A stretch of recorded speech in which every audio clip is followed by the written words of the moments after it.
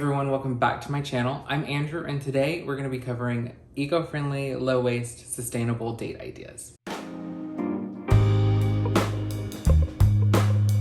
Now I actually have a blog post of 69 sustainable date ideas.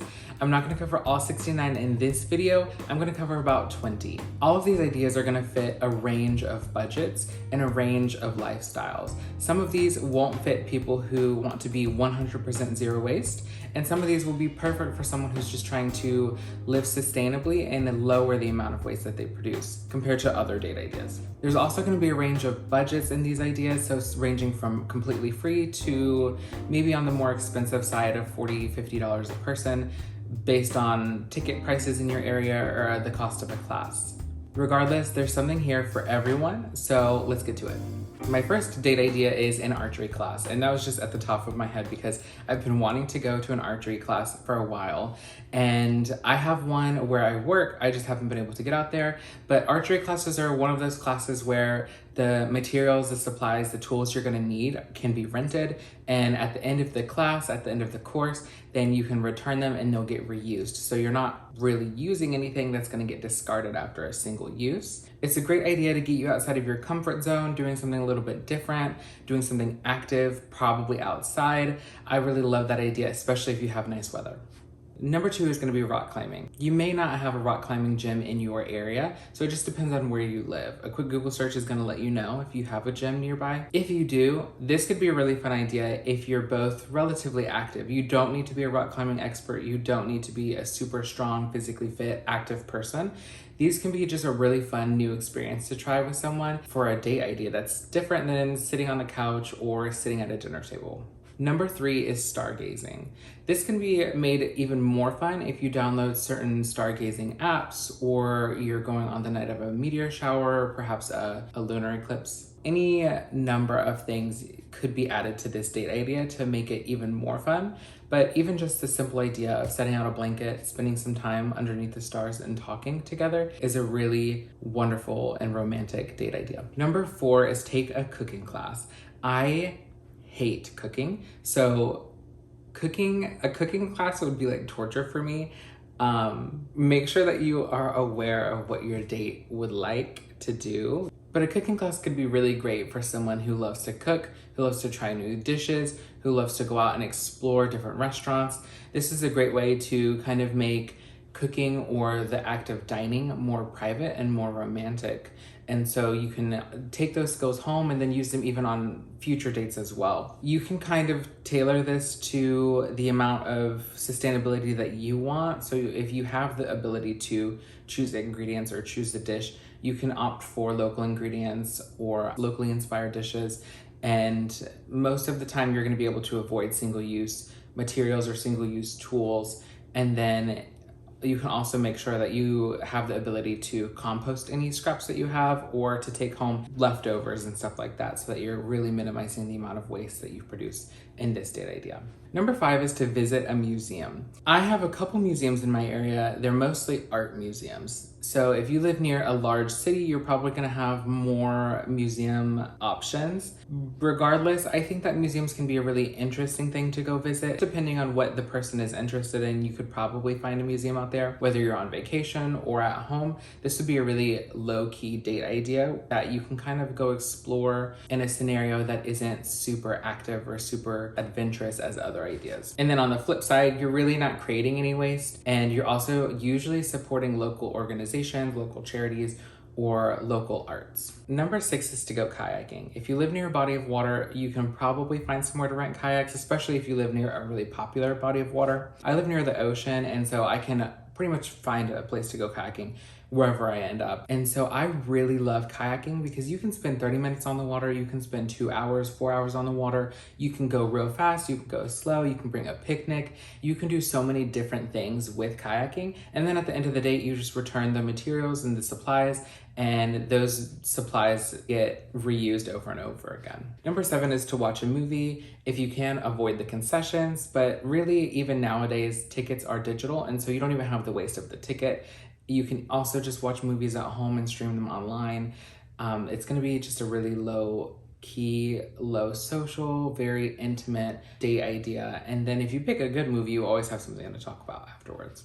Number 8 is bike riding. If you live in an area where there's a lot of trails, a lot of scenery, a lot of tourism, where people go to walk in the forest or on the beach, then you can probably find a place to rent bikes. The plus side of this is that renting a bike is pretty cheap, and you can usually do it for as long as you want in terms of the day. So you could do it for the whole day. Most of the time, I think bike rentals go for a day. It's gonna be 20, 25 bucks. And then you can really go anywhere. You can do it for however long you want. Again, you can add a picnic, you can add stargazing to this date idea. You can do so many different things with bike riding, and it doesn't have to be super active. You can go as slow as you want. I just really love how versatile bike riding is, all while you're really just creating a really, really small amount of waste. Number 10 is to take a walking tour. Again, if you live somewhere where there's a lot of tourism, you can probably find a walking tour. You're definitely gonna wanna check certain online websites for walking tours that are available. But I find most of the time that these are available for pretty much any holiday, any season, so any time of the year in my area. And you can find it on just about any topic. So history, ghost, stars, or celebrities.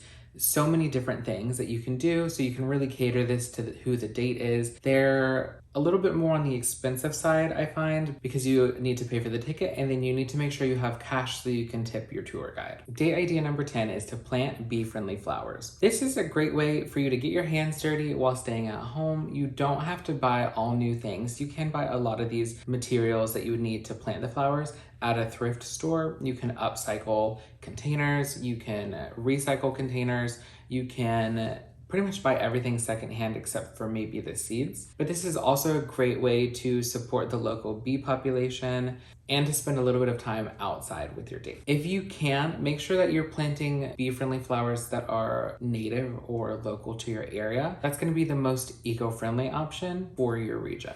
Date idea number 11 is to have a picnic. Of course, this is gonna be a zero waste picnic, so this can be a completely waste-free option if you do decide to choose this date. You can do that really easily with things like stasher bags, Clean Canteen stainless steel containers, or Snapware food containers that are glass. And that's just gonna help you avoid single-use waste, single-use containers. You can also shop at a local farmer's market to have sustainable ingredients and make the food yourself at home. You don't have to go out and buy food for your picnic to just pack away and then eat somewhere else. Number 12 is to try a yoga class. This is just a super customizable date idea. You can find any number of yoga classes for a range of budgets. You can do private yoga classes, you can do group yoga classes, you can do really intense yoga classes, or just introductory classes. You can also do hot yoga. The numbers are basically limitless, and so just find out what you have in your area. This is great for any activity range, so anybody who's really active or also not that active. Number 13 is to try a new board game. This can be zero waste if you want. It might also mean that you buy a new board game. It just depends on how you want to approach it. But I think that everyone can get into board games. There are infinite board games out there, so you can do mystery board games, you can do card games, you can do traditional board games.